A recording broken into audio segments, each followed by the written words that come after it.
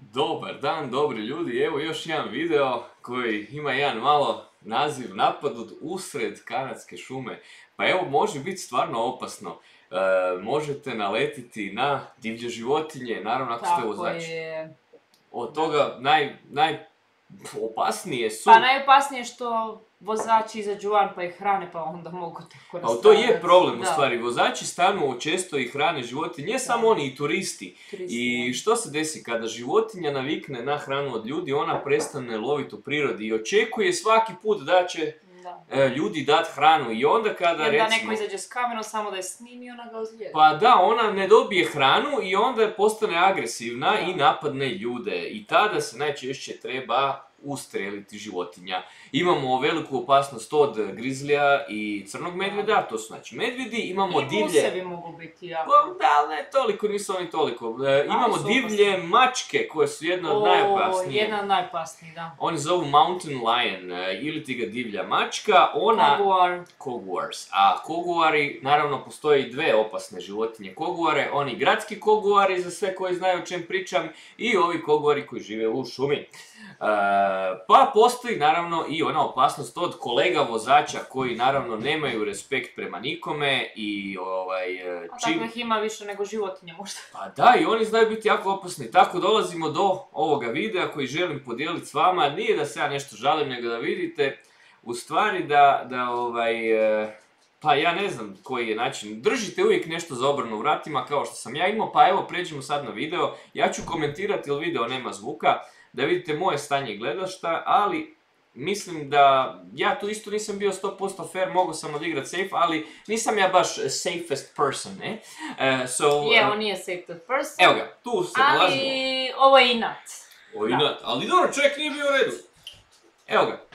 Sada, znači, gledamo tu, ovaj lijevi kamion, tu kolona neka, nešto se zagužvalo, normalna situacija, ali postoje dvije trake, znači vozi se. Da, on se mogao komotno još malo pomaknuti. Pa mogao se, ali on je odlučio tu sad prelaziti na moju crtu. Da li da napravi sudar ili nešto, ne da ti da pređeš. Ali pošto meni treba novi lijevi retrovizor, i ja sam došao na crtu. Pa sada vidimo ko će koga udariti, sve je snimljeno. I tu sad on odlučuje ipak se vratiti nazad, jer vidi da postoji i luđa osoba od njega. Evo ga, tu sad neki radovi. Da, i ova se traka gubi. I sad se on tu kao malo se on tu maknuo lijevo. I sad, naravno, nestaje traka, cisterna ide i po onom zakonu 1-1. Ja usporavam, zato što će ići cisterna, pa ide osoba koja ne zna baš najbolje vozit, ide i ja idem iza njega. Naravno, ja sad tu usporavam, da bi kada bi nestala moja traka, došao iza njega. Bok, Lara. Evo ga, imamo tu žmigavac i sad ja naravno ću doći iza njega, naravno kasnije.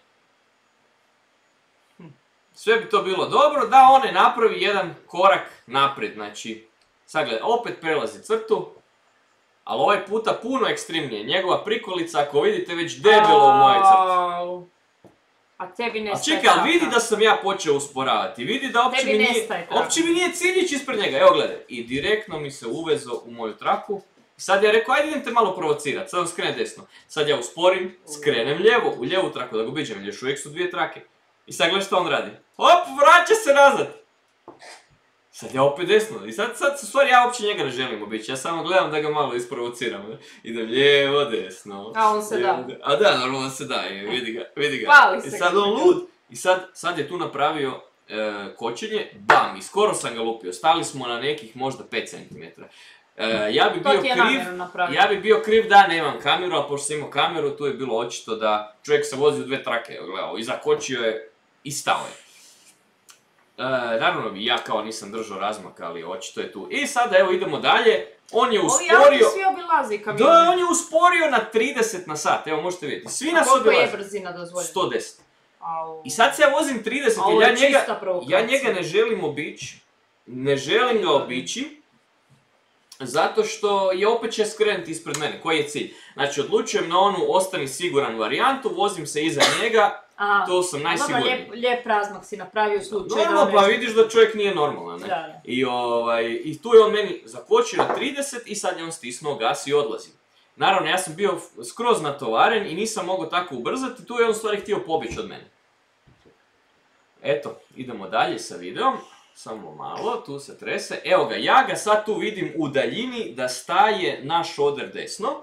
Pa rekao da stanem i ja da ga pitam malo za zdravlje, kako čovjek diše, jel?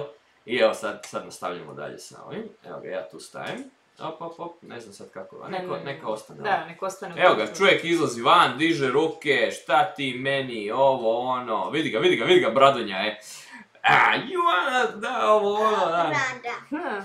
I sad on tu dolazi, ja tu vadim čekić iz vrata koji imam zbog jednog događaja iz Edmontona, jer me napao isto jedan čovjek, od onda sad uvijek držim veliki ček. Kad je vidio čekić, pa možda i nije baš najpametnije da te napadnem.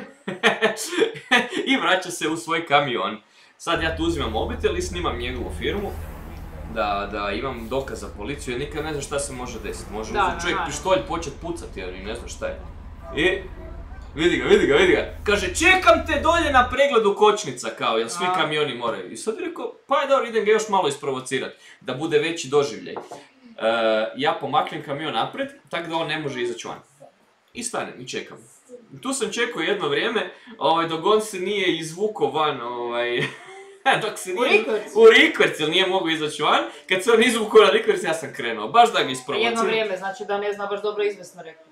Pa nije bilo dosta gadno za izvesti, jel vidiš kakav je promet svi, on je stao usred ničega. I da bi završio ovaj video, šta se desilo, dolazim na pregled kočnica i čekam ga, naravno, sa čekićem u ruci, jel, da vidimo ako treba okršaj, da napravimo kako treba. Odlučio sam da sam teži od njega i ako ga ne mogu pobijediti, samo ću se opustiti. I naravno, čekao sam jedno 15 minuta. Šta ste mu napravili? Samo sam legao na njega. Da. I 15-20 minuta čovjeka nije bilo. Znači, kad je vidio da sam otišao, ipak nije došao na taj break check. Da li skužio da imaš kameru? Pa, vidio je da ga snimam, kameru sam držao i u ruci kameru, duplo sam snimao. Bravo. Tako da, ali cijeli taj doživljaj je mogao uzrokovati mojim ozljeđivanjem i nekom velikom odštetom što sam se nadao, ali eto. Ljudi, uopće niste fora. Imamo psihičke ozljede, vozači više nisu što su bili. Da, sve panika, pa ajde neki mi napravi, strgaj mi nešto na kamionu i... Ali eto, ništa. U svakom slučaju, evo tako ja bezazleni doživljaj na cesti može uzrokovati ozljeđivanje. Imamo neki dan u Tennessee-u su se dvojica vozača na benzinskoj pumpi okršali, ili, da, sa pištoljima. I jedan je vozač završio teško ranjen, a drugi više njemu nije bitno. Pa da. Eto, tako da pazite ljudi, od medvjeda, koguara i divljih svih životinja nekad su najopasniji i baš takvi bezazleni. Pa ali evo iskreno sad pogledajmo. Ali nisu za džabe nekad ljudi znali reći da su najveće životinje ljudi. Da, pa dobro, da, normalno. Ali evo, znači, to je jedna bezazlena situacija, šta je čovjek malo prešao crtu i ja sam, znači, njega provocirao lijevo desno. U principu ja njemu crtu nikad nisam prošao. I kad je on usporio na 30, ja njemu stvarno nisam ništa radio. Ništa mu nisam napravio, potpuno sam igrao sigurno, i evo, to se tako desilo i on je osjećao sebe ugroženo zato što, nemam pojma, zato što on, iako je prešao 20 cm u moju stranu, ja sam i dalje... Ja bi još razumjela da je noć pa da mu se spavalo, ali ovo je baš dan i baš mu je ono. Ljudi nisu normalni. Jednak mu se nije spavalo pa je trebao s nekim, dosta nebudeno. Evo ljudi, ako vas više zanima ovakvi doživljaja, imam ja kameru sada u kamionu pa mogu prenositi neke doživljaje koje sam snimio. Smatrao sam da je ovo zanimljivo za jedan video. A vi koji ste snimljeni, sretno. Vi koji ste snimljeni, naravno, ostavljat ću. Imam, ako dođem opet u Edmonton, čuvaj se, pričaš naš jezik i tebe ću snimiti isto. Pa govori onda šta hoćeš. Vidimo se u sljedećem videu, doviđenja.